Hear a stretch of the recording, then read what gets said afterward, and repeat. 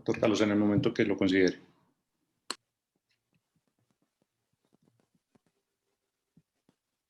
Buenos días a todos.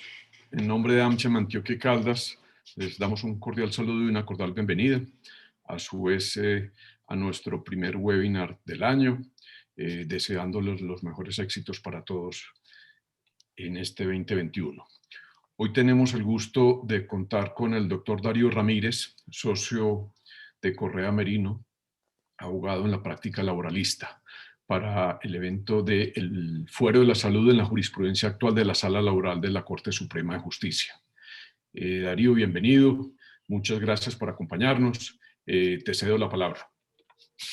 Muchas gracias, Carlos. Muchas gracias, Ricardo y al AmCham. A los asistentes, bienvenidos y muchas gracias por su disposición para compartir, escuchar estas reflexiones que quisiéramos hoy plantear en relación con una situación tan sensible, tan compleja en muchas ocasiones, con la que tienen que lidiar o administrar los empleadores hoy en día.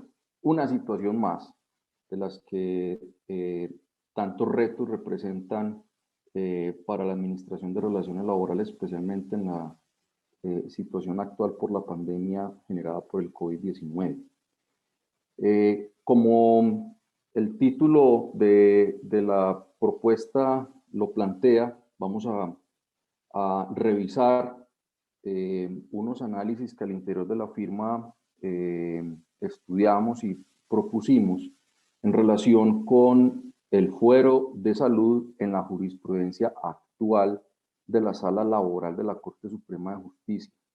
No vamos a ahondar en las tesis de la Corte Constitucional, que si bien son totalmente pertinentes, son de especial relevancia, sería una temática totalmente diferente y un espacio distinto en el que estaríamos en este momento. Para el desarrollo de este espacio proponemos abordar 4 grandes temas. El primero de ellos es la estabilidad laboral reforzada por motivos de salud. Revisaríamos las características y finalidades de esta figura de protección a favor de las personas en situación de discapacidad. Vamos a hacer un breve recuento, por supuesto, histórico de la posición de la Corte Suprema de Justicia respecto del fuero de salud. Si vamos a hablar de la posición actual de la Corte, es totalmente importante y relevante hacer un recuento histórico para ver esa postura entonces hacia atrás, cómo estaba desarrollada. Por supuesto, vamos a mirar la postura actual respecto del fuero y los cambios jurisprudenciales que a nuestro juicio han sido más representativos desde el año 2008 y de una manera especial nos concentraremos en 2 sentencias expedidas en el segundo semestre de 2020 que marcan por lo menos una transición hacia un cambio en este aspecto al interior de la Sala Laboral de la Corte Suprema de Justicia, para finalizar con algunas reflexiones en relación con esta temática. Iniciamos entonces con el hito fundamental normativo a partir del cual se ha desarrollado el fuero de salud en Colombia, y es el artículo 26 de la Ley 361 de 1997. Para revisar a partir de ese artículo las características y finalidades del fuero de estabilidad laboral reforzada. Transcribimos el artículo 26 de la Ley 361 de 1997 y quisiera leer por lo menos la primera parte del artículo, porque de ahí vamos a extraer unos aspectos bien importantes tratados por la jurisprudencia de la Sala Laboral de la Corte Suprema de Justicia. Dice el artículo 26 de esta ley: no discriminación a persona en situación de discapacidad.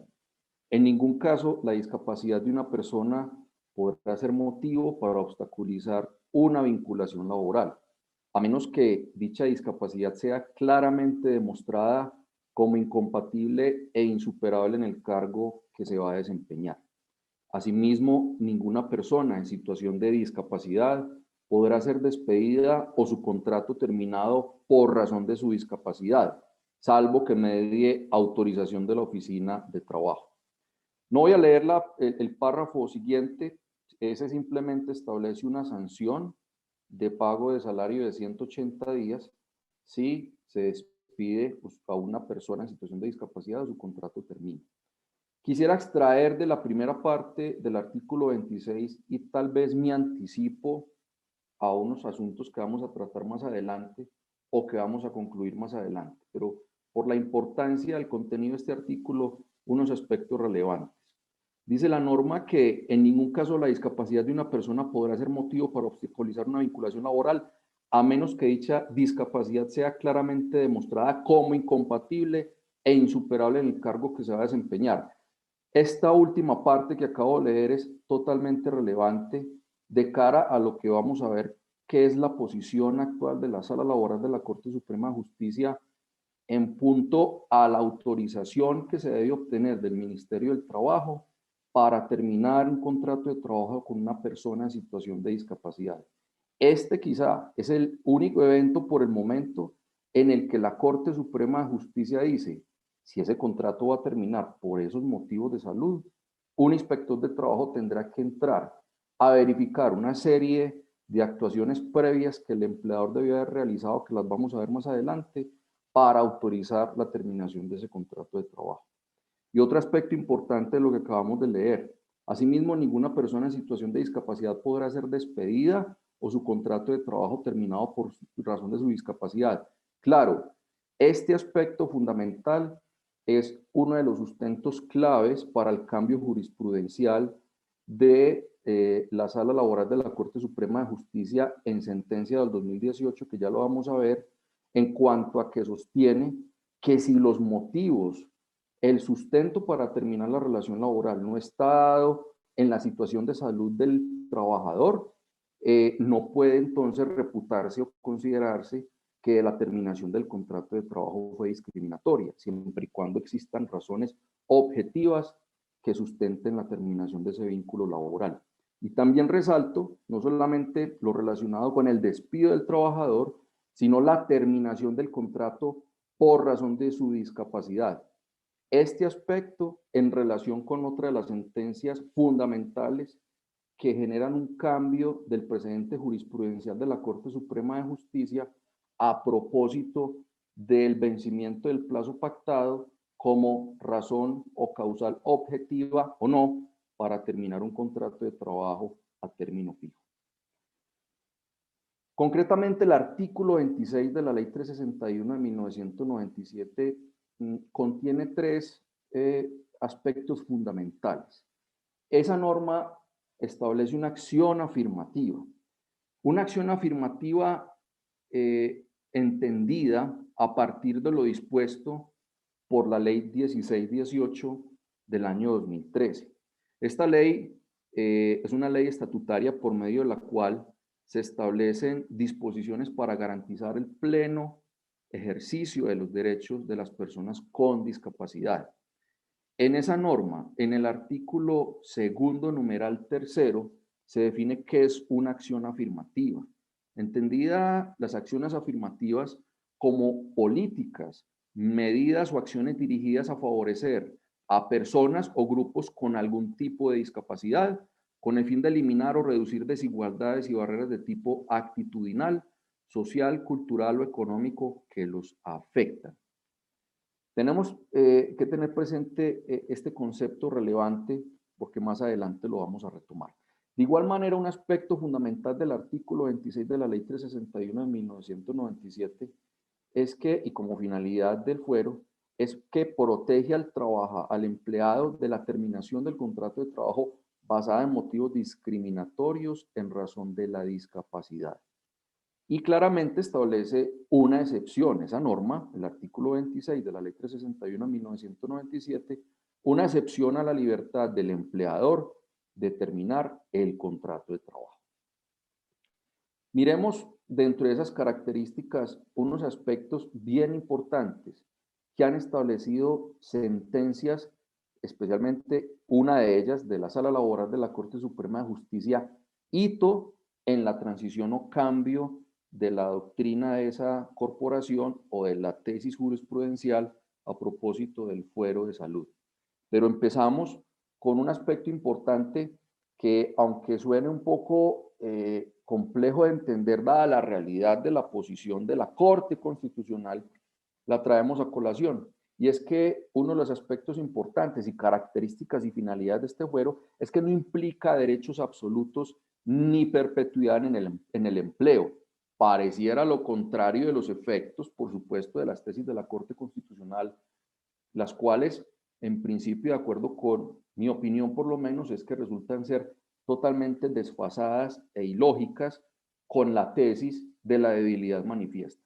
Sin embargo, incluso en una sentencia bastante reciente, publicada hace 1 o 2 semanas, la Corte Constitucional aclara que no implica precisamente una perpetuidad en el empleo. Sin embargo, bajo sus tesis de la Corte Constitucional, los efectos parecieran ser distintos. Cosa diferente claramente desde lo conceptual plantea la Sala Laboral de la Corte Suprema de Justicia en esta sentencia, hito, digámoslo de esa manera, que desde el 2018 ya marca un cambio importante en ese precedente jurisprudencial. En esta sentencia que la SL 1360 de 2018 establece en algunos apartes que estas normas tienen como objetivo promover la inclusión y participación de estas personas y a la postre evitar que los ámbitos laborales sean espacios de segregación, exclusión y distinción. A su vez, en esa misma sentencia la Corte dice respecto de la posibilidad de terminar el contrato lo siguiente: no se prohíbe el despido del trabajador en situación de discapacidad. Lo que se sanciona es que tal acto esté precedido de un criterio discriminatorio. Nótese que allí se dispone que ninguna persona limitada podrá ser despedida o su contrato terminado por razón de su limitación. Lo que contrario sensu quiere decir que si el motivo no es su estado biológico, fisiológico o psíquico, el resguardo no opera. Es precisamente ese punto especial que ya lo vamos a ver, que implica un aspecto fundamental, y es que si la razón de la terminación del contrato de trabajo no es el estado de salud del trabajador, no opera ese resguardo.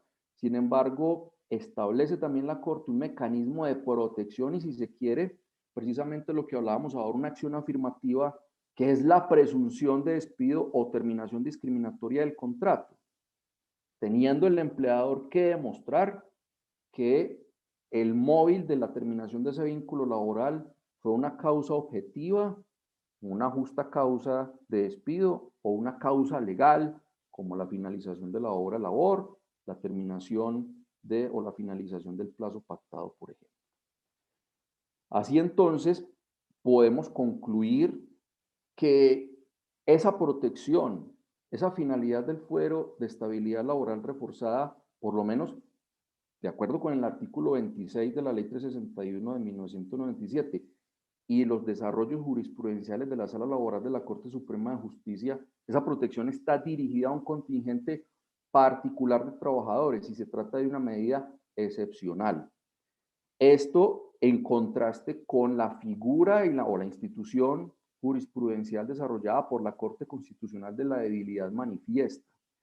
En otra de las sentencias que vamos a ver, que tal vez es la más reciente, la SL 2841 de 2020, la Corte Suprema de Justicia acuña el término de la discapacidad relevante, que ya la vamos a ver, pero en esa misma sentencia se pronuncia respecto del concepto de la debilidad manifiesta y marca una distancia sana, por decirlo de alguna manera, por lo menos conceptualmente hablando, una distancia respecto de esa tesis de la debilidad manifiesta desarrollada por la Corte Constitucional. Dice la Sala Laboral de la Corte que no opera esa protección, esa medida excepcional, por la sola presencia de una debilidad manifiesta por motivos de salud, porque con la ampliación indeterminada del grupo poblacional para el cual el legislador creó la acción afirmativa de la estabilidad laboral reforzada, se afecta la proporcionalidad de la medida con la vulneración de otros derechos fundamentales, como el de libertad del empleador para, en un momento determinado, finalizar una relación laboral.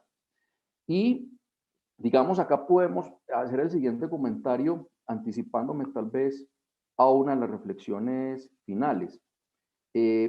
Las nuevas tesis jurisprudenciales de la Sala Laboral de la Corte Suprema de Justicia, si bien en algunos aspectos luce que se acercan a los de la Corte Constitucional, por lo menos conceptualmente marcan cierta distancia, pero indiscutiblemente en otros aspectos prácticos que más adelante vamos a ver, vemos que sí se acerca a lo que la Corte Constitucional hoy ha desarrollado como precedente jurisprudencial en esa jurisdicción constitucional. Pasamos a hacer un breve recuento histórico de la posición de la Corte Suprema de Justicia y su tesis hasta antes del cambio jurisprudencial del año 2018. Unas premisas, estas, digamos, 5 premisas fundamentales, las 3 primeras que vamos a ver, marcaban claramente esas tesis aproximadamente desde el año 2010. Algunas sentencias puntuales empezaban a marcar ciertos criterios que hoy en día ya se tienen más consolidados, pero a través de algunas sentencias medianamente aisladas ya se empezaban a generar ciertos esbozos de lo que hoy representa un cambio mucho más consistente. Aspectos fundamentales y estructurales de ese precedente jurisprudencial hasta antes del cambio de las tesis en el 2018 son los siguientes. Establecía la Corte Suprema de Justicia que el trabajador debe tener una discapacidad para que opere la protección del artículo 26 de la Ley 361 de 1997. El trabajador debe tener una discapacidad moderada, severa o profunda, esto es, del 15% de pérdida de capacidad laboral o más.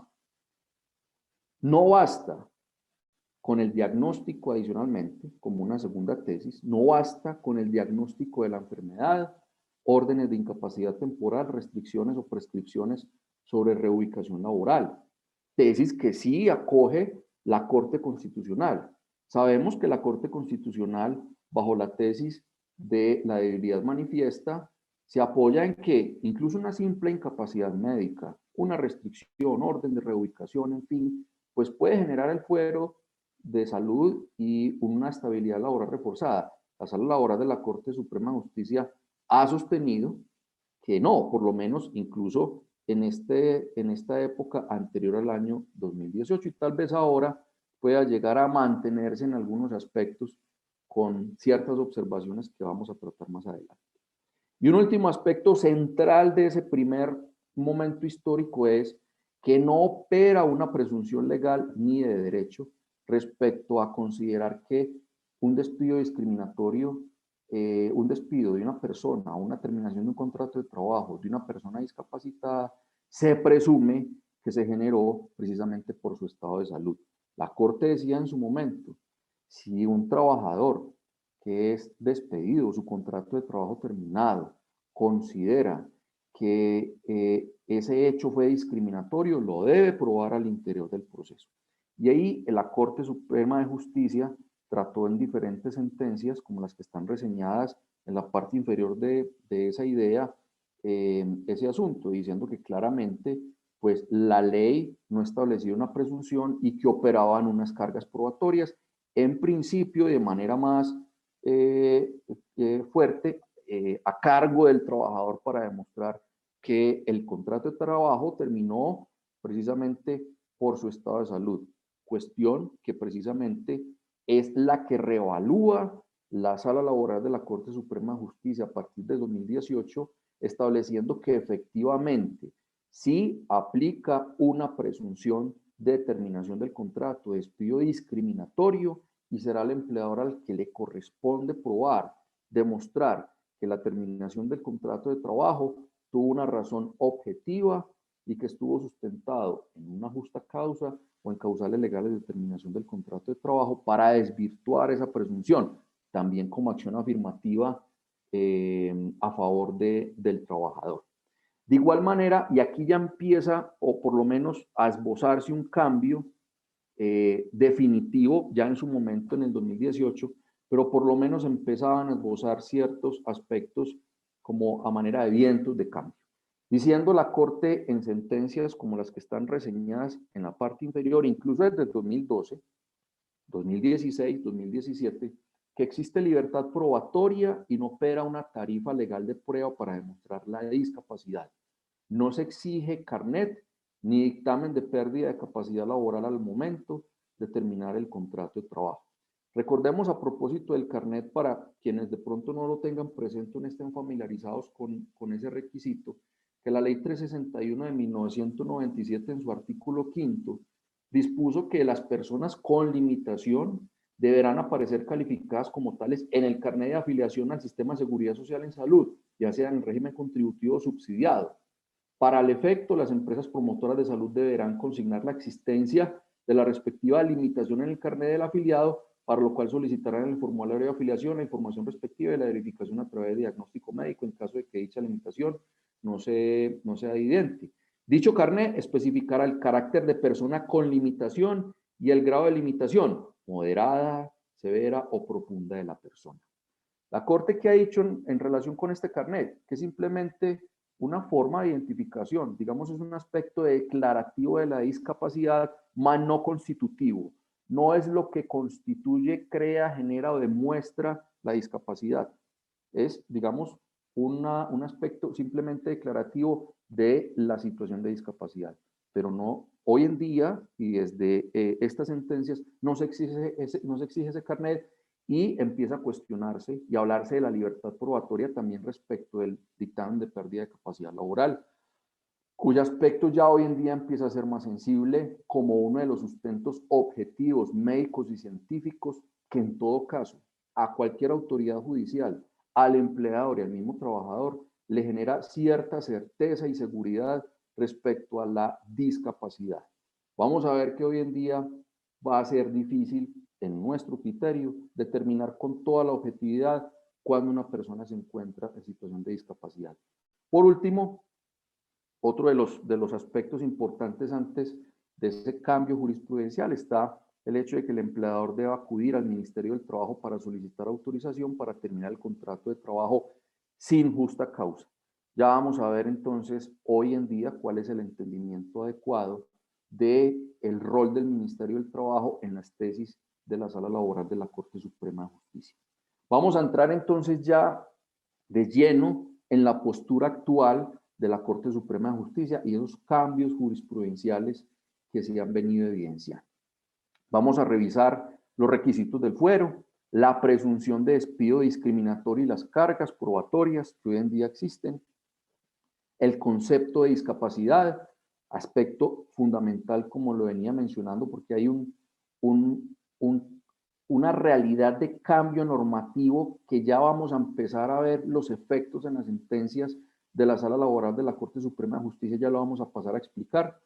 El conocimiento del empleador de la discapacidad y esa incertidumbre que ya hoy en día existe respecto de cómo yo, siendo empleador, voy a tener certeza si mi trabajador es discapacitado o no, ante la ausencia de criterios para nosotros objetivos representados en pérdida de capacidad laboral, en porcentaje de pérdida de capacidad laboral, porque, repito, como ya lo vamos a ver, ya la discapacidad hoy en día no va a estar centrada en esos porcentajes como tal que antes establecía la norma. Vamos a ver también el rol del Ministerio del Trabajo, especialmente respecto de la terminación de los contratos de trabajo y las autorizaciones que exige la jurisprudencia de la Sala Laboral, para terminar con el fuero de salud en el contrato de trabajo a término fijo, como otro de los cambios importantísimos del precedente jurisprudencial de la Sala Laboral de la Corte. Vamos a entrar en detalle respecto a estas tres sentencias. La sentencia CL 1360-2018 del 11 de abril, que como lo decíamos ahora, tal vez es el punto de partida hacia la transición de cambio ya fundamental. En esta sentencia se aclaró el alcance de la Ley 361 de 1997, se fija la presunción de despido discriminatorio y las cargas probatorias de las partes. Recordemos que antes, desde 2010 y hasta antes de esta sentencia, se dejaba claro que la norma, el artículo 26 de la Ley 361 de 1997 y ninguna jurisprudencia o sentencia establecía la exigencia o la acción afirmativa de la presunción de despido discriminatorio. Esta sentencia dice si hay una presunción a favor del trabajador y establece esas cargas probatorias para el trabajador y para el empleador, que ya lo vamos a ver, y determina esta sentencia los eventos en los que es obligatorio acudir al Ministerio del Trabajo. Vamos a revisar la sentencia 2586 del 15 de julio de el 2020, en la que la Corte hace un análisis acerca de la objetividad de invocar el vencimiento del plazo pactado a propósito de los contratos a término fijo para sustentar que la terminación de un contrato de trabajo con una persona en situación de discapacidad pues no es discriminatoria. Me anticipo de una vez a decir que la Corte ya sostuvo que el vencimiento del plazo pactado no es un criterio objetivo que permita desvirtuar la presunción de discriminación. Le corresponde al empleador demostrar que las causas que le dieron origen a la terminación de ese contrato de trabajo desaparecieron para poder desvirtuar la presunción de terminación discriminatoria de ese contrato de trabajo. Vamos a revisar también la sentencia 2841 del 22 de julio del 2020, en la que se acuña por parte de la Sala Laboral de la Corte Suprema de Justicia el concepto de discapacidad relevante, y es en este punto en el que vamos a ahondar respecto de un cambio, sí, muy importante acerca de lo que hoy en día debemos tener en cuenta para considerar si un trabajador es discapacitado o está en una situación de discapacidad de cara a decidir sobre su terminación del contrato de trabajo y los riesgos que se podrían correr eventualmente de un eventual reintegro. Por parte de la Corte Constitucional sabemos lo que puede pasar, pero por parte de la jurisdicción ordinaria ya vamos a empezar a ver a qué nos vamos a tener que preparar en el corto y en el mediano plazo. Empecemos entonces con esta sentencia hito del 2018 que ya hemos mencionado en varias oportunidades, SL 1360 del 2018. ¿Qué dijo la Corte en esa sentencia? El fuero de estabilidad laboral reforzada por discapacidad de la Ley 361 de 1997 operan eventos en los que la terminación del contrato de trabajo obedece a motivos discriminatorios. En consecuencia, cuando media causa objetiva para la terminación del contrato, la protección foral no opera. Y estableció la presunción, como lo veníamos diciendo. Para quienes no son abogados o no tienen claridad acerca de la presunción, jurídicamente se entiende como una conclusión a la que se llega a partir de determinados antecedentes o circunstancias que sí están probadas. Como lo vamos a ver, por ejemplo, ¿qué sí estaría probado? La discapacidad. ¿Qué sí estaría probado? Que el empleador conocía esa discapacidad. ¿Y qué se presume entonces? A partir de esos hechos que sí están probados, que si el contrato de trabajo se termina de una manera discriminatoria o por razón de la situación de salud. Es una de las acciones positivas que mencionaba ahora, repito, sustentada en el artículo, en la Ley Estatutaria 1618 de 2013, artículo segundo, numeral tercero, como acciones positivas. Concretando entonces lo que estamos hablando acerca de la presunción.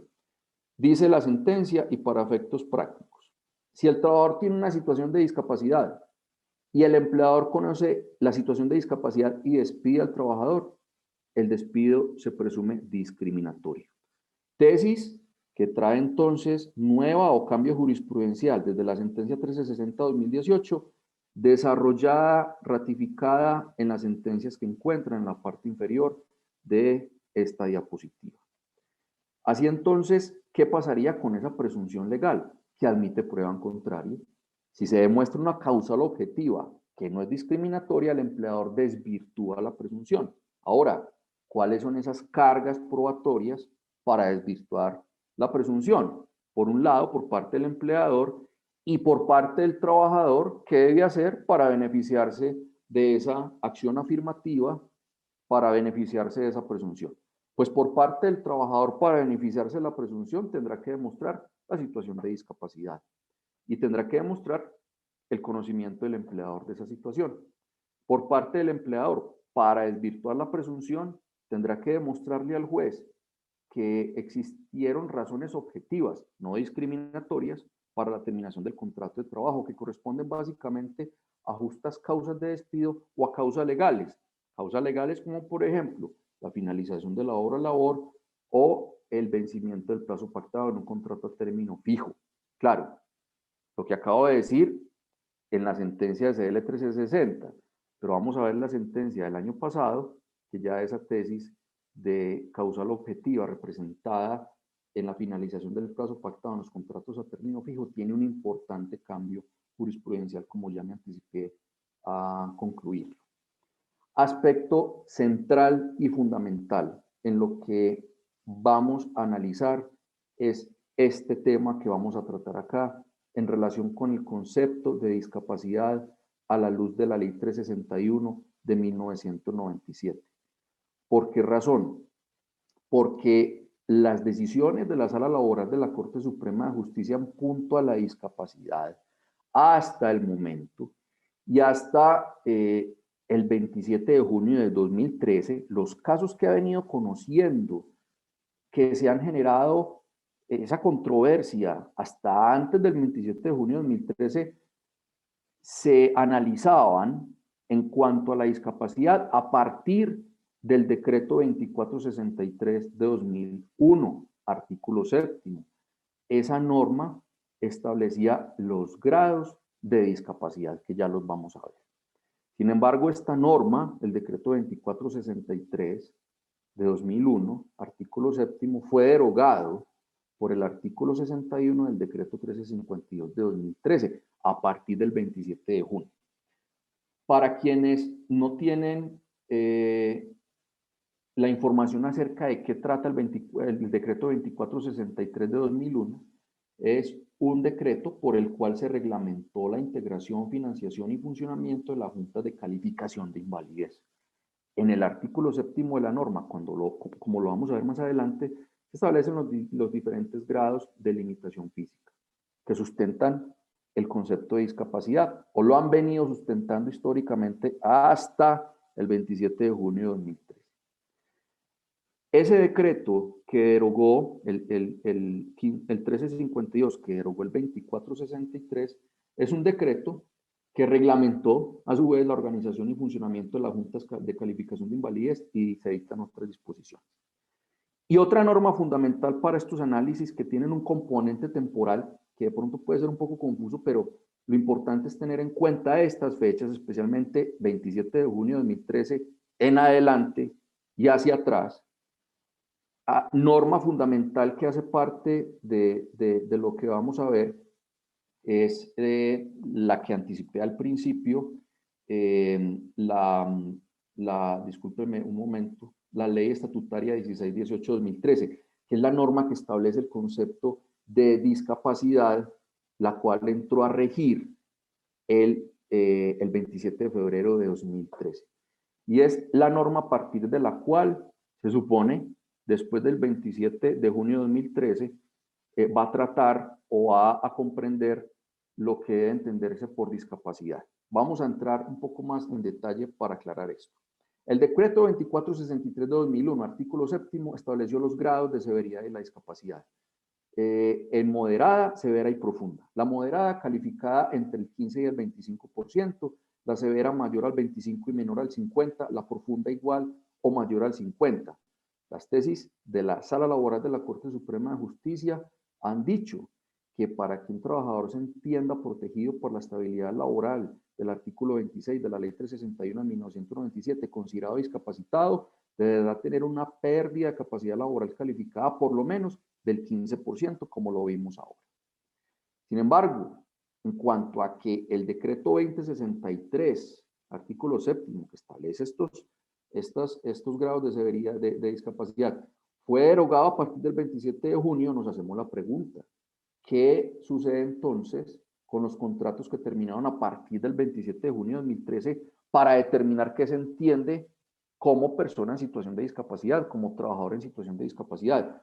¿Cuáles son esos criterios objetivos? Si ya no tenemos esos porcentajes de pérdida de capacidad laboral en estricto sentido, ya no podemos trabajar con la base del 15% de pérdida de capacidad laboral en adelante para decir que a partir del 15 se entiende que el trabajador es discapacitado o es en situación de discapacidad.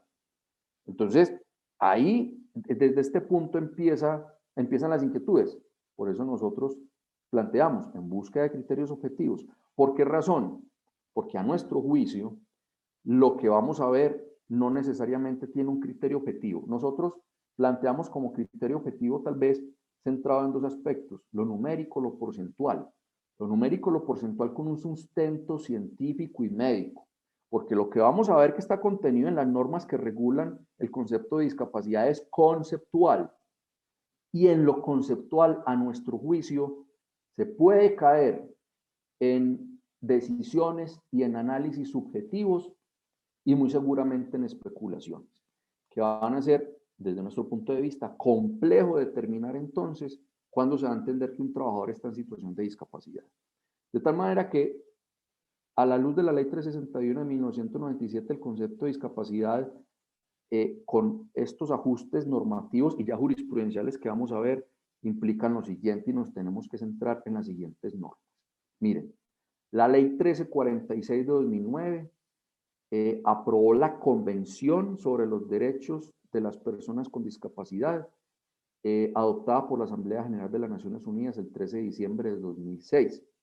Y la Ley Estatutaria 1618 de 2013, por medio de la cual se establecen las disposiciones para garantizar el pleno ejercicio de los derechos de las personas con discapacidad, esa norma ya entonces establece una definición clara, bueno, conceptualmente hablando, de lo que debe entenderse por personas con y o en situación de discapacidad. ¿Y qué dice puntualmente esta norma? La Ley 1618 de 2013, artículo 2, en cuanto a qué se entiende por una persona en situación de discapacidad. Son aquellas personas que tengan deficiencias físicas, mentales, intelectuales o sensoriales a mediano y largo plazo, que al interactuar con diversas barreras, incluyendo las actitudinales, puedan impedir su participación plena y efectiva en la sociedad en igualdad de condiciones con las demás. Esta norma no establece grados ni establece porcentajes como sí los establecía el decreto 2463 de 2001, lo cual, repito, a nuestro juicio, empieza a generar unos retos y una problemática en cuanto a lograr la objetividad para determinar qué persona se va a entender como discapacitada. Resaltamos estos conceptos en cuanto a que son personas que tengan deficiencias físicas, mentales, intelectuales o sensoriales a mediano y largo plazo. ¿Por qué lo resaltamos? Porque esta norma, en línea con lo que veníamos diciendo en cuanto a que las medidas de protección de la ley 361 de 1997, artículo 26, pues son excepcionales y son especiales y no aplican en cualquier caso, en cualquier situación de salud. Aquí vemos por lo menos en lo conceptual conceptos relevantes para tener en cuenta, mediano y largo plazo. ¿Por qué? Porque las tesis de la Corte Constitucional, y lo vamos a ver en una sentencia CEU, cuestiona que esos mecanismos de protección a partir del concepto de la debilidad manifiesta no necesariamente son situaciones que implican una afectación a mediano y largo plazo. La Corte Constitucional dice que incluso pueden ser situaciones transitorias o a corto plazo. De tal manera que desde lo conceptual sí vamos viendo la situación de lo que debe entenderse por discapacidad a partir de las tesis de la Sala Laboral de la Corte Suprema de Justicia, a pesar de que no vamos a tener estos criterios objetivos numéricos del decreto 2463, por lo menos desde lo conceptual sí vemos que hay alguna sana distancia, por lo menos, que vamos a ver cómo se va a seguir comportando y desarrollando con las sentencias que en el corto y mediano plazo se vayan generando por parte de la Corte Suprema de Justicia. La discapacidad relevante, tratada entonces como nuevo concepto que introduce la Sala Laboral de la Corte Suprema de Justicia en la sentencia 2841 del 22 de julio de 2020, es un hito también de suma importancia en el análisis del fuero de salud respecto a la posición actual de la Corte Suprema de Justicia. La Sala introduce en esta sentencia el concepto de discapacidad relevante. Ya se han empezado a generar análisis y discusiones. Es que este concepto es igual que el de debilidad manifiesta.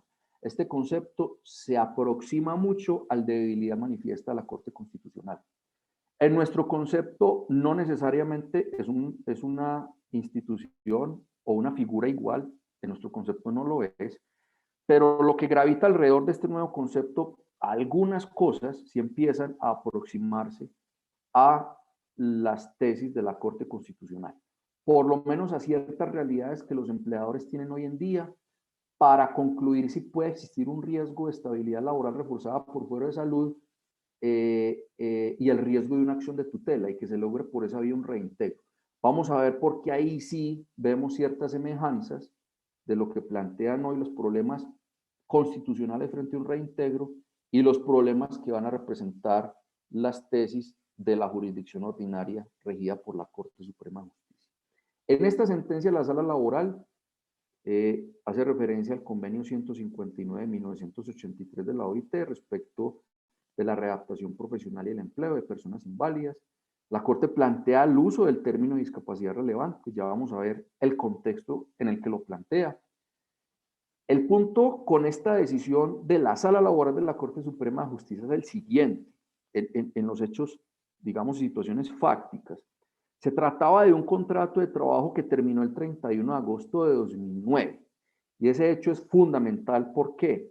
Porque se encontraba vigente el decreto 2463 del 2001 que estableció los grados de discapacidad, de moderada, leve y severa, y sabíamos pues que a partir del 15% de pérdida de capacidad laboral se considera a esa persona como discapacitada, ¿cierto? En vigencia de ese decreto, se tiene todavía ese porcentaje como punto de partida para considerar la discapacidad. La reflexión que hemos venido haciendo en esta última parte es, bueno, son casos que la Sala Laboral de la Corte Suprema de Justicia ha venido conociendo que por hechos generados en vigencia del decreto 2463. ¿Qué va a pasar cuando llegue entonces el momento de conocer los procesos en los que se están discutiendo estabilidad laboral reforzadas después de determinada fecha? En estricto sentido, no va a poder aplicarse el decreto 2463 porque fue derogado y tendrá entonces la Corte que acudir a la aplicación de las normas que hemos venido tratando. De manera especial, la ley estatutaria 1618-2013, la definición de persona en situación de discapacidad contenida en el artículo 2. Y claro, el concepto de discapacidad relevante que la Corte está creando con esta nueva sentencia. Me permito leer la transcripción de la parte respectiva de esta nueva sentencia en este aspecto. Dijo la Corte lo siguiente en esta sentencia. Lo anterior implica que la protección de la estabilidad en el trabajo del artículo 26 de la Ley 361 de 1997 está dirigida a la persona que tiene condiciones de salud reducidas para prestar el servicio personalmente. Es decir, a aquella que tiene una discapacidad relevante y puede prestar el servicio en condiciones distintas del resto de la sociedad. Dicho de otro modo, el precepto en cuestión busca proteger a las personas que por la condición de discapacidad relevante pueden encontrar barreras para acceder, permanecer o ascender en el empleo y que tales barreras pueden ser superadas por el empleador haciendo ajustes razonables. Según el artículo 5 de la Ley 361 de 1997, reglamentado por el artículo 7 del Decreto 2463 de 2001, vigente para la época del despido del actor, se itera, esa discapacidad relevante se considera a partir del 15% de la pérdida de capacidad laboral.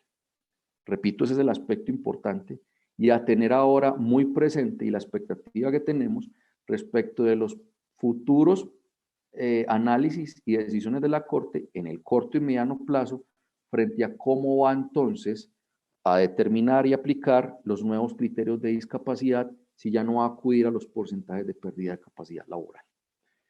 Puntos en común que encontramos en el concepto de discapacidad relevante que acuña la Sala Laboral de la Corte y la discapacidad que contiene la Ley 1618 de 2013. Vemos lo siguiente al respecto. Dice la Corte en ese concepto de discapacidad relevante: no cualquier situación de salud implica que sea discapacitado. La Ley 1618 dice, claro, se debe entender deficiencias a mediano y largo plazo. Estos dos conceptos o premisas de ese nuevo concepto que crea la Corte y el concepto de discapacidad de la Ley 1618-2013, podemos inferir que sí marcan por lo menos una distancia o una diferenciación medianamente relevante del concepto de debilidad manifiesta de la Corte Constitucional, que ya lo vamos a ver ahora cómo lo trata esa corporación en una sentencia de unificación. Dice también la Corte Suprema de Justicia en cuanto a la discapacidad relevante, el trabajador se enfrenta a barreras que pueden ser superadas con ajustes del empleador. Y la Ley 1618 habla también de personas que se enfrentan a barreras en diversos ámbitos. Pareciera que el concepto de discapacidad relevante que introduce la Corte Suprema de Justicia tiene un sustento importante en la Ley 1618-2013, que es la norma que deberá aplicar para efectos de determinar qué se entiende por persona en situación de discapacidad, en su artículo 2, numeral 1. Ahora, siguiendo con el análisis acerca de la situación de discapacidad, tenemos aspectos importantes que se han venido reiterando en las últimas sentencias de la Sala Laboral de la Corte del 2020, en el segundo semestre, pero que vienen incluso una esbozada en el 2012, otra en el 2016, otra en el 2017 y repito, consolidadas el año pasado. Y es la libertad probatoria. No hay tarifa legal de prueba. Hay libre formación del convencimiento por parte del juez para el análisis de la situación de discapacidad. Por supuesto, bajo un fundamento normativo, que ya lo hemos venido diciendo, que es la ley 1618, pero no hay tarifa legal de prueba. Por lo tanto, no es necesario contar con el carnet donde se identifique a ese trabajador como limitado en condición de discapacidad, carnet al que hace alusión el artículo 5 de la ley 361 del 97, y tampoco es necesario tener un dictamen de pérdida de capacidad laboral a la terminación del contrato de trabajo. Y bajo estas consideraciones planteamos unas primeras reflexiones respecto de la sentencia 2841 del 22 de julio del año 2020. Nosotros consideramos que es necesario que exista un criterio objetivo para determinar la situación de discapacidad. Pueden existir, digamos, apreciaciones diferentes sobre esto, pero qué difícil es desde lo conceptual extraer a partir de las normas que hemos venido leyendo de la ley estatutaria 1618, del concepto de discapacidad relevante, qué difícil es extraer de ahí aspectos objetivos y conclusiones objetivas. Para nosotros, repito, particularmente luce difícil llegar a algo objetivo. Repito, puede caber la subjetividad y puede caber la especulación. El criterio objetivo para determinar la existencia de una discapacidad relevante protegida por la ley, por el artículo 26 de la ley 361 de 1997, repito, en nuestro juicio, debería ser una calificación de pérdida de capacidad laboral. ¿Por qué? Miren, la calificación parte de un criterio científico y médico. En esa calificación de pérdida de capacidad laboral, por lo menos en esos dictámenes de expertos, se valoran diversas esferas: el rol laboral, el rol ocupacional, que es el que gravita alrededor de lo social y familiar y personal del trabajador, y otras áreas ocupacionales. Y se determina un porcentaje claro y concreto que lo venía estableciendo el decreto 2463 en un 15% de pérdida de capacidad laboral. Lo numérico, lo porcentual, lo técnico, lo científico, lo médico, para nosotros es fundamental, en aras de la claridad, para el empleador, para los jueces, para el mismo trabajador, por supuesto, y de manera importante, criterios objetivos que estamos viendo que no vamos a tener ya en el corto y mediano plazo. De hecho es que no los tenemos en estricto sentido desde que el decreto 2463 fue derogado. Ahora, esa diversidad de criterios frente a la Corte Constitucional, frente a la Corte Suprema de Justicia respecto del concepto de discapacidad frente al fuero, como lo veníamos anunciando ahora, vemos un contraste. Miremos la sentencia de unificación 49 del 2 de febrero de 2017 de la Corte Constitucional en relación con la estabilidad, como lo mencionaba en esa sentencia, ocupacional reforzada. ¿Qué dice la Corte Constitucional? este derecho fundamental a la estabilidad ocupacional reforzada no se circunscribe tampoco a quienes experimenten una situación permanente o duradera de debilidad manifiesta, pues la Constitución no hace tal diferenciación, sino que se refiere genéricamente incluso a quienes experimentan ese estado de forma transitoria o variable. Como lo venía diciendo ahora, miremos que desde lo conceptual sí existe en todo caso una diferenciación. En la concepción de la discapacidad para la Corte Constitucional y para la Corte Suprema de Justicia cuando acuña el concepto de discapacidad relevante. Miremos que la Corte Constitucional cuestiona y dice que esa protección no solamente es para quienes experimenten una situación permanente y duradera, también es para quienes experimenten una afectación en salud de forma transitoria y variable. Y esto sí diferencia claramente lo que establece la Ley Estatutaria 1618-2013 cuando habla de discapacidad y lo que dice la Corte Suprema de Justicia cuando habla de discapacidad relevante. Es que, claro, la Ley 1618-2013 en la definición de situación de discapacidad, repito, dice aquellas personas que tengan deficiencias físicas, mentales, intelectuales o sensoriales a mediano y largo plazo. La Corte Constitucional, repito, dice, no necesariamente tiene que ser permanente y duradera, pueden ser transitorias y variables. Repito, de tal manera que desde lo conceptual por lo menos sí vemos argumentos para decir que no necesariamente se igualó el concepto de discapacidad en las tesis de la Corte Suprema de Justicia y de la Corte Constitucional. No es igual, siguen existiendo diferencias por lo menos conceptuales. La gran inquietud y reto, si se quiere, tanto para empleadores como para jueces, es establecer un criterio objetivo en punto de determinar el concepto de discapacidad. Un aspecto fundamental y de los grandes retos y dificultades que van a tener los empleadores con estas sentencias recientes de la Sala Laboral de la Corte Suprema de Justicia anunciando un cambio en el concepto de discapacidad, diciendo que acuñando el término de discapacidad relevante, es que el empleador debe conocer la situación de discapacidad. ¿Cómo el empleador va a conocer una situación de discapacidad? Aquí vamos a esbozar algunos aspectos extraídos de la sentencia de la Corte Suprema de Justicia que hemos venido analizando. Y claro, este requisito del conocimiento del empleador de la discapacidad del trabajador se explica en que la finalidad del fuero es la protección contra actitudes discriminatorias. Obviamente, no es posible discriminar a un individuo si no se conoce su situación de discapacidad. Ahora, la gran dificultad es, yo como empleador, ¿cómo voy a conocer la situación de discapacidad? Porque es que la Corte está diciendo, empleador, usted a la terminación del contrato de trabajo de su trabajador debe analizar cómo está su condición y situación de salud. El empleador antes decía, no tiene calificación de pérdida de capacidad laboral por lo menos del 15%. Si no la tiene, no está en una situación de discapacidad. Por lo tanto, no está amparado por la protección del artículo 26 de la Ley 361 de 1997. Conclusión que antes, a la que antes llegaba un empleador para descartar las tesis de protección de la Sala Laboral de la Corte Suprema de Justicia. Distinto de las de la Corte Constitucional, que sabemos que por una incapacidad, una restricción, una recomendación, se activa el fuero por debilidad manifiesta, pero por las tesis de la Corte Suprema de Justicia, no.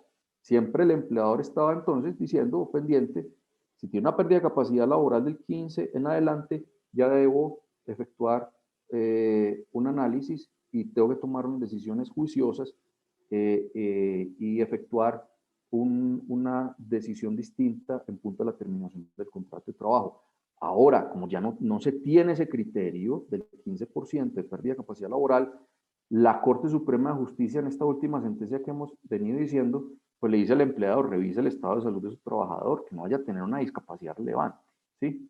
Bueno, ¿y qué entonces tendrá que revisar el empleador? Y aquí sí, digamos, es donde encontramos una proximidad o un punto tal vez muy similar con los análisis que hoy se hacen para verificar si ese trabajador pudiera tener un fuero de salud que implicara un reintegro vía tutela.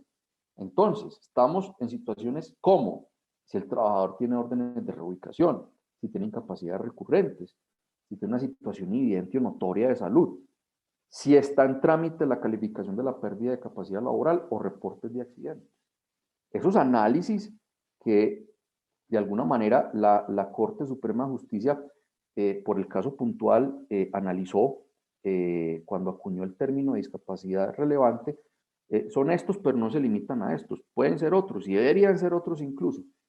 Los mismos que hoy en día analizamos cuando vamos a tomar una decisión de terminar un contrato de trabajo, despidiendo o acudiendo a una causa legal cuando un trabajador está en una situación de salud y preguntamos a un empleador, revisemos si ese trabajador tiene un fuero en particular. Empecemos por el de salud. Tiene restricciones, órdenes de restricciones, recomendaciones, órdenes de reubicación, incapacidades, terapias médicas, tratamientos médicos en curso, cirugías programadas, está en curso una pérdida de capacidad laboral, de calificación. Ok, pues también hay que ahondar con mayor razón en estos aspectos de cara a cumplir las exigencias de las tesis jurisprudenciales de la Sala Laboral de la Corte Suprema de Justicia. Y esta tesis de que no es necesario que el dictamen de pérdida de capacidad laboral se emita en vigencia del contrato de trabajo, repito, ya hoy están consolidadas con sentencias recientes, especialmente del segundo semestre del año pasado, esbozadas incluso en alguna puntual del año 2012.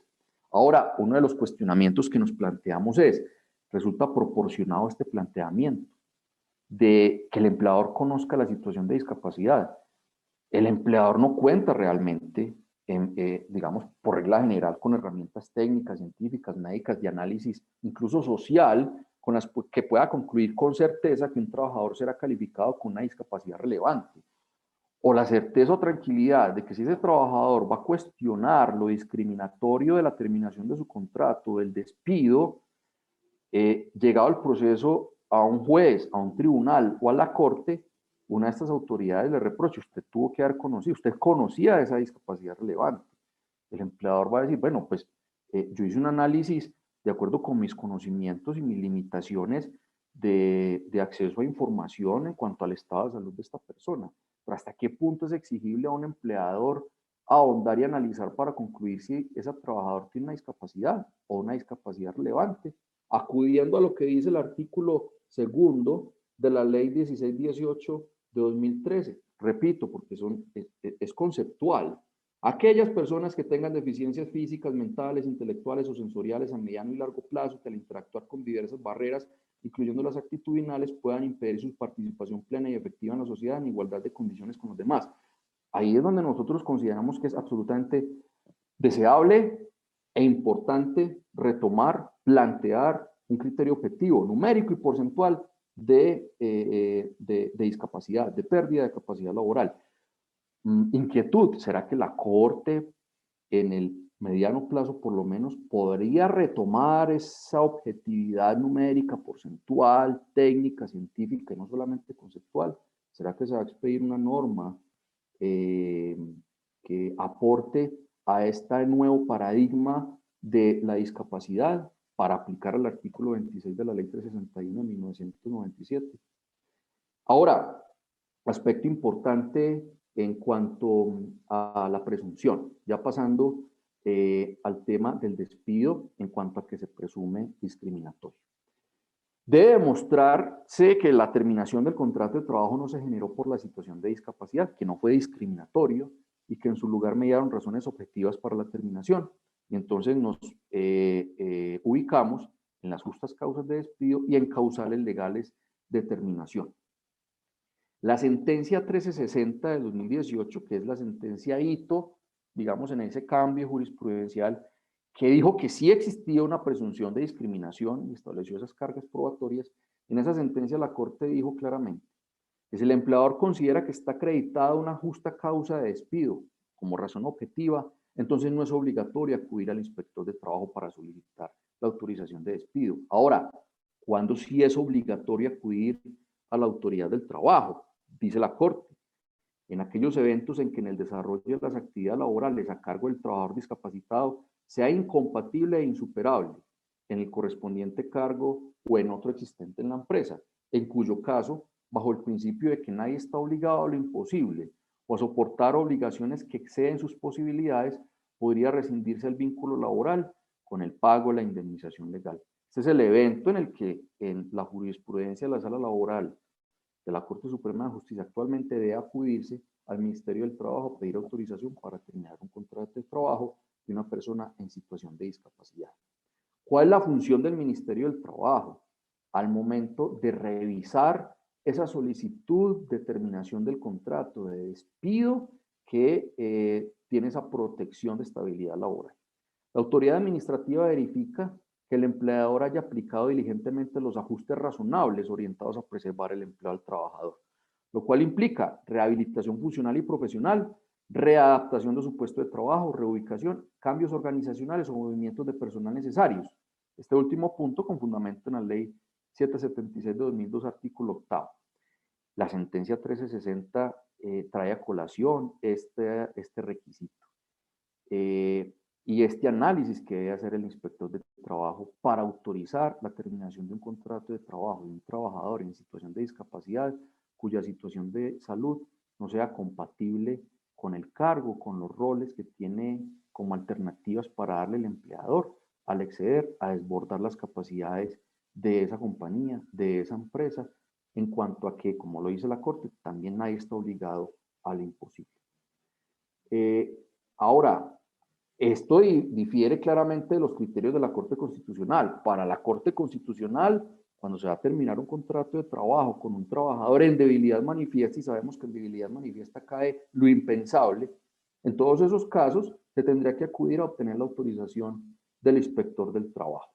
Claro, y con fundamento en esas tesis de la Corte Constitucional, se expidió la circular interna 049 del 11 de agosto de 2019, en el que el Ministerio del Trabajo estableció unos criterios para autorizar la terminación de los contratos de trabajo que se encuentren en situación de discapacidad o debilidad manifiesta por razones de salud. Y vemos los casos en los que el Ministerio del Trabajo interviene para otorgar el permiso de terminación del contrato del despido, que no aplican necesariamente para la Corte Suprema de Justicia bajo sus tesis jurisprudenciales. El único que aplicaría es la discapacidad, cuando la discapacidad es incompatible e insuperable con el cargo. De resto, si el despido es con justa causa o si hay una causal objetiva, bajo las tesis de la Sala Laboral de la Corte Suprema de Justicia, no se tiene que obtener el permiso. Bajo las tesis de la Corte Constitucional, sí. Bajo las tesis de la Corte Constitucional, sí. Y por eso se creó este procedimiento contenido en la circular interna 049 del 11 de agosto de 2019.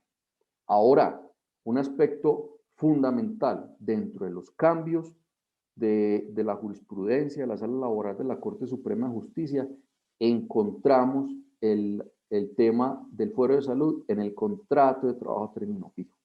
Aspecto tratado en la sentencia 2586 del 15 de julio. Claro, ¿qué dijo la Corte en ese aspecto? El fuero también opera ante la terminación del contrato de trabajo a término fijo por expiración del plazo pactado. Sin embargo, aquí hay algo muy relevante. Antes se tenía que la finalización o expiración del plazo pactado era una causal objetiva. Pero en esta sentencia la Corte dice, no, por sí sola la expiración del plazo pactado no es una causal objetiva. Y hay una inversión de la carga de la prueba. Para el empleador, que en este caso entonces el empleador, ¿qué es lo que deberá probar? Deberá acreditar, probar que la necesidad empresarial para la que fue contratado el trabajador desapareció. Qué complejo esto. Ese empleador, que es un almacén de grandes superficies, contrató mediante un contrato de trabajo a término fijo a una persona, terminó el contrato por el vencimiento del plazo pactado, 3, 4, 5, 6 o más años después la Corte dice, señor empleador, es que usted no acreditó en el proceso que las causas que le dieron origen a esa contratación a término fijo desaparecieron y usted no necesita a esa persona a partir de la desaparición de esas causas. ¿A título de que yo como empleador? ¿A título de que muy seguramente el abogado asesor en su momento tenían que haber analizado eso y tenían que haber determinado que las causas que le dieron origen a esa contratación desaparecieron? Y se llevan semejante sorpresa cuando la Corte, al analizar este caso, le reprocha al empleador eso, y no haber demostrado en el proceso y no haber efectuado una argumentación en cuanto a que desaparecieron las causas que le han dado origen a ese contrato de trabajo a término fijo. Muy complejo, porque esto además genera una inseguridad jurídica, y una de las reflexiones que a continuación vamos a plantear es si incluso cabe argumentar y la confianza legítima con la que actúa un empleador, con la que actuamos los ciudadanos en estos cambios jurisprudenciales tan drásticos, realmente no se afecta esa confianza legítima. No se afecta incluso, entonces, la intención, por ejemplo, de inversión extranjera y de empleadores extranjeros que están dispuestos a invertir en territorio colombiano con unas variaciones y unos timonazos de estos tan drásticos y tan complejos de administrar además. Dice la Corte en esta sentencia, incluso invoca la sentencia CU 049 de la Corte Constitucional. Desde luego que para la Corte en esta última hipótesis, la empresa que alega la terminación de la obra, claro, en los contratos por obra-labor también la Corte dice, bueno, demuestre que terminó la obra-labor. Bueno, eso, digamos, ha sido tradicional y se da por descontado cuando se discute eventualmente que detrás de esa decisión hay una discriminación. En principio es fácilmente demostrable la finalización de la obra-labor, pero que las causas que le dieron origen a un contrato de trabajo a término fijo desaparecieron. Y aquí también encontramos eventualmente una aproximación de las tesis jurisprudenciales de la Corte Suprema de Justicia con las de la Corte Constitucional. Retomo, desde luego, lo dice la Corte en esta sentencia, invocando la SU de la Corte Constitucional, desde luego que para la Corte, en esta última hipótesis, la empresa que alega la terminación de la obra debe acreditar que ese hecho efectivamente ocurrió, en tanto que en su calidad de dueña del negocio se encuentra en mejor posición probatoria para documentarse y acreditar la efectiva terminación de las actividades contratadas. Bueno, ese mismo razonamiento lo utiliza para reprochar y decir el vencimiento del plazo pactado no es una causal objetiva, demuestre, usted está empleador de mejor capacidad para demostrar, por supuesto, que el trabajador, además hay una presunción, en mejores condiciones, demuestre que las razones por las cuales usted contrató a término fijo a esa persona desaparecieron, ¿sí? Y en esa sentencia incluso hace un análisis de los contratos a término fijo, incluso respecto de la estabilidad laboral. Asunto que entonces, pues claro, ha desarrollado la Corte Constitucional, pero ya con mayor fuerza empieza a desarrollar la Sala Laboral de la Corte Suprema de Justicia. Algunas reflexiones finales para terminar. Los cambios de precedente y la aplicación en el tiempo de estos cambios, y con lo que acaba de mencionar precisamente de esta última sentencia del cambio jurisprudencial en los contratos a término fijo. ¿Hay una inseguridad jurídica en ese aspecto? Nosotros consideramos que sí. Bajo ese concepto de confianza legítima, podría caber también cuestionamientos, simplemente por lo menos reflexiones respecto de cómo esto afecta el desarrollo empresarial, la confianza de inversión extranjera, la recuperación de las empresas en medio de esta crisis tan compleja en la que estamos. Esta incertidumbre también generada pues, por la Corte Constitucional y ahora por la Corte Suprema de Justicia no aportan al fortalecimiento, no aportan a la reconstrucción del tejido empresarial afectado por esta crisis tan compleja. Nuevo reto para los empleadores entonces, relacionado con el cuadro de salud y estos cambios del precedente jurisprudencial de la Corte Suprema de Justicia.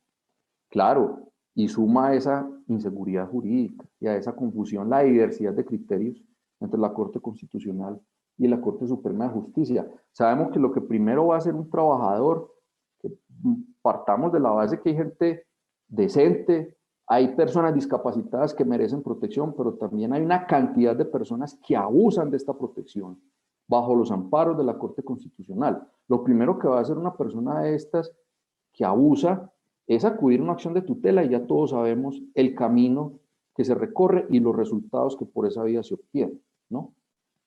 La dificultad de valoración del juez a la hora de determinar si se está frente a una discapacidad protegida por la ley. Decíamos que, claro, la determinación del nuevo paradigma de la discapacidad a partir de lo conceptual, con el criterio de la discapacidad relevante creado jurisprudencialmente de manera reciente, más el concepto de discapacidad creado o contenido desde el 2013 con la ley 1618, no deja de tener la posibilidad clara de lo subjetivo y lo especulativo con la ausencia de los elementos objetivos que nosotros consideramos que vamos a empezar a echar de menos, tanto jueces como empleadores como trabajadores, y esto va a empezar, a nuestro juicio, a crear más confusión y mayor problemática, incluso probatoria, y más farragosidad de los procesos laborales, porque pensemos en algo. Claro, un empleado dice, yo debo demostrar mi situación de discapacidad. ¿Cómo la demuestro? Con mi historia clínica, con mis incapacidades, y si de pronto no está muy claro eso o quiero reforzarlo, presento un dictamen, el denominado dictamen de parte, con mi demanda. Claro, el empleador también, para poder demostrar que fue juicioso al momento de terminar el contrato y hizo un análisis de la situación de salud del trabajador, pues va a contratar para poder defenderse en el proceso también, va a presentar un dictamen de parte o va a anunciar que lo va a presentar. Entonces, en su momento, podría discutirse en un proceso laboral la situación de discapacidad y debatirse si existía o no la protección de la estabilidad laboral de la Ley 361 con un dictamen de una junta de calificación de invalidez, por ejemplo. Pero con las tesis nuevas de la libertad probatoria, de la libre formación del convencimiento, vamos muy seguramente a llegar a eso. Entonces, en un proceso laboral podríamos tener fácilmente 2 dictámenes, por ejemplo, dictamen de parte. ¿Y qué pasa si entra también entonces una ARL, un fondo de pensiones? Vamos a tener no solamente 2, sino 3. Y si el juez no lo convence en esos dictámenes, ¿será que entonces de oficio puede ordenar que se practique otro? Serían 4. Más la intervención de todos esos peritos en un proceso, aclarando y las partes cuestionando esas pruebas, porque claramente son susceptibles de debatirse y cuestionarse a partir de la libre formación del convencimiento también del juez. Va a ser un asunto muy complejo de tratar a nuestro juicio, lo que se puede venir con estas nuevas tesis y paradigma de la discapacidad. Y bueno, ni se diga lo que ya estábamos hablando ahora respecto de las cargas probatorias que va a tener el empleador, la posición del empleador en el proceso, por la presunción que pesa en su contra, si invoca una justa causa, si va a invocar la finalización de la obra labor, si va a invocar la terminación del contrato o del contrato de término fijo por el vencimiento del plazo pactado. Bueno, sabemos que si se invoca una justa causa, se probará todo lo que comporta el proceso de un despido con justa causa, ¿no? Las pruebas, la formulación de cargos, bueno, todo lo que al respecto sabemos que existe. Si finaliza la obra labor, pues el empleador deberá ser muy juicioso de demostrar que finalizó la obra labor con documentos de carácter comercial, de carácter técnico, de carácter civil, etcétera, etcétera. Complejo demostrar que el contrato de trabajo a término fijo finaliza porque las causas que le dieron origen finalizar.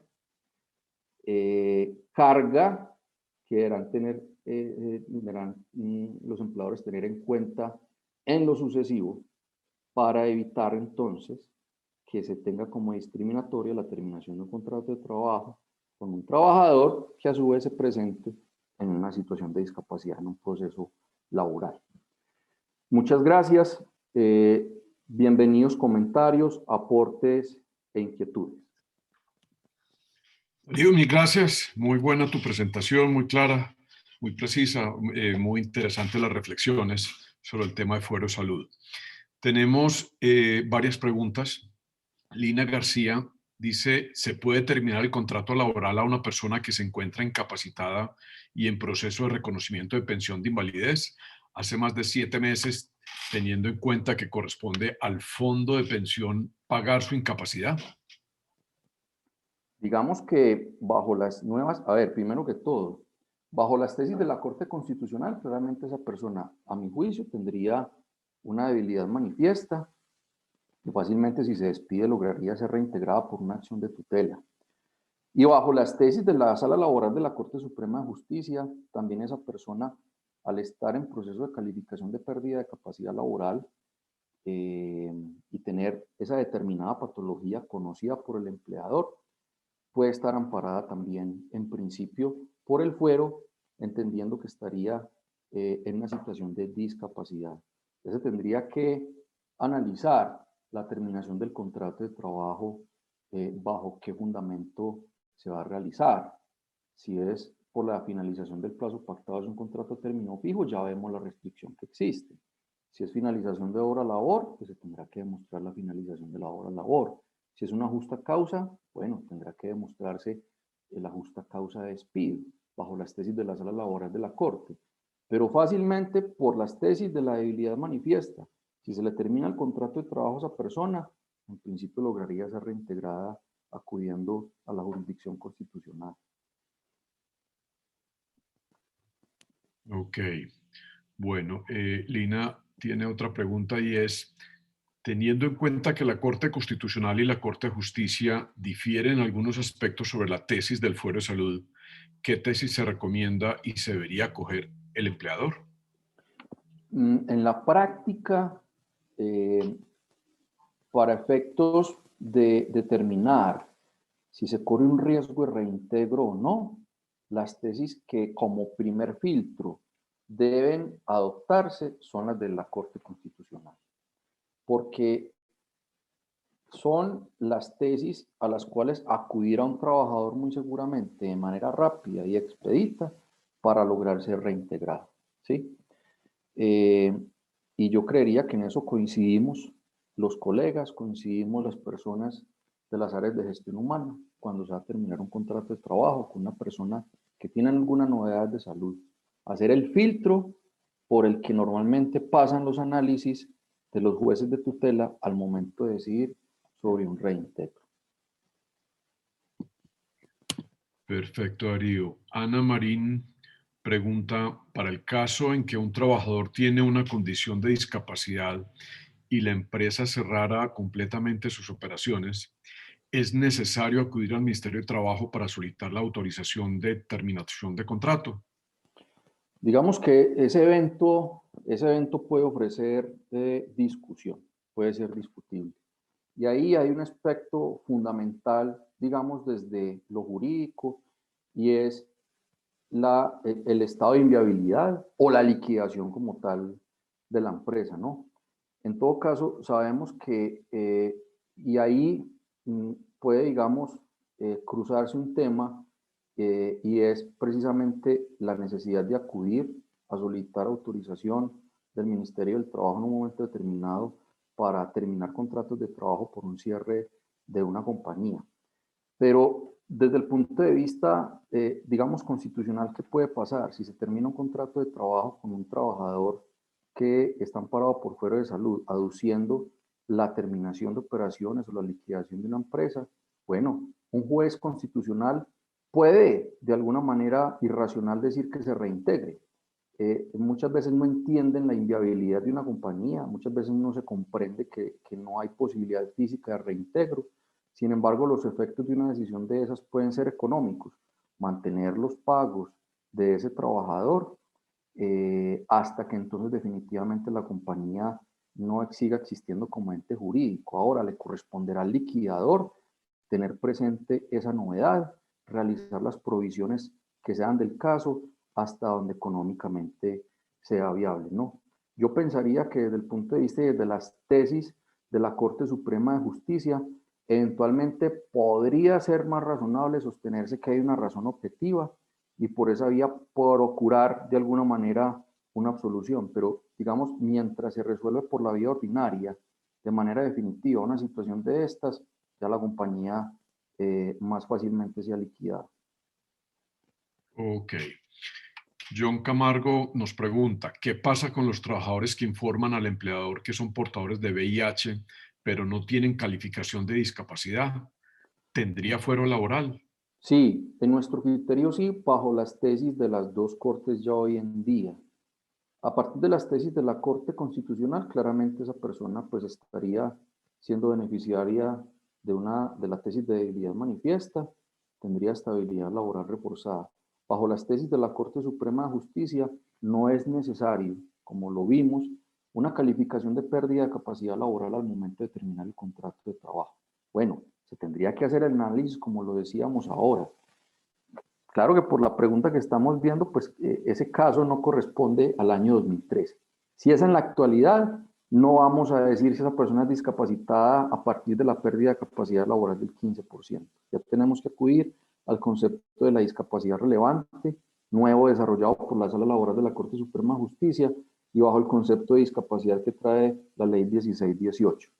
Bajo ese supuesto, esa dificultad del estado de salud, esa patología tan compleja como lo es el VIH, definitivamente esa persona, yo me atrevería a decir que sí, puede ser catalogada como en un estado de debilidad manifiesta y sí operaría la protección del artículo 26 de la Ley 361 de 1997. Ahora, también tendríamos que ver la forma en la que se va a terminar ese contrato de trabajo, atendiendo a si se invocan causales objetivas relacionadas con justa causa, la finalización de la hora labor, o si es un contrato a término fijo, que han desaparecido las causas que le dieron origen.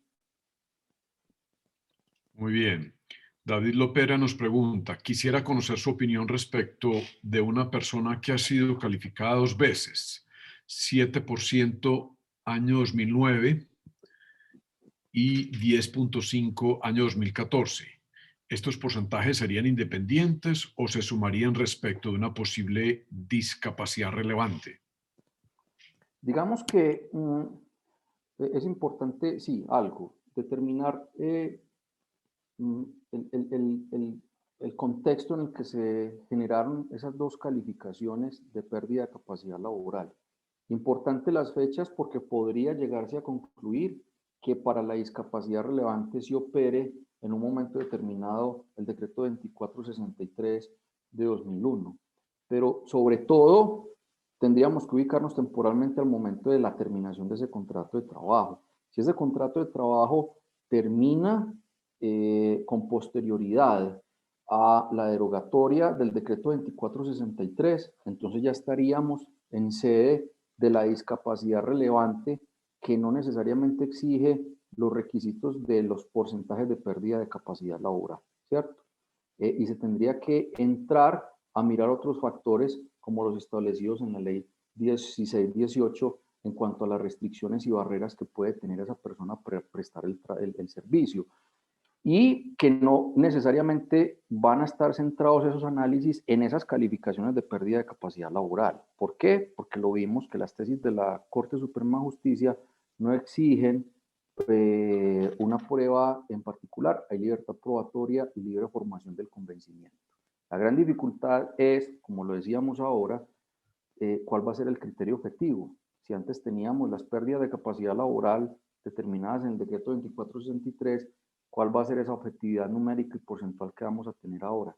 Y esa posible discusión de dictámenes de parte, etcétera, que se puedan sumar a estas discusiones en los procesos laborales, va a ser mucho más complejo el tema. Muy bien, Darío.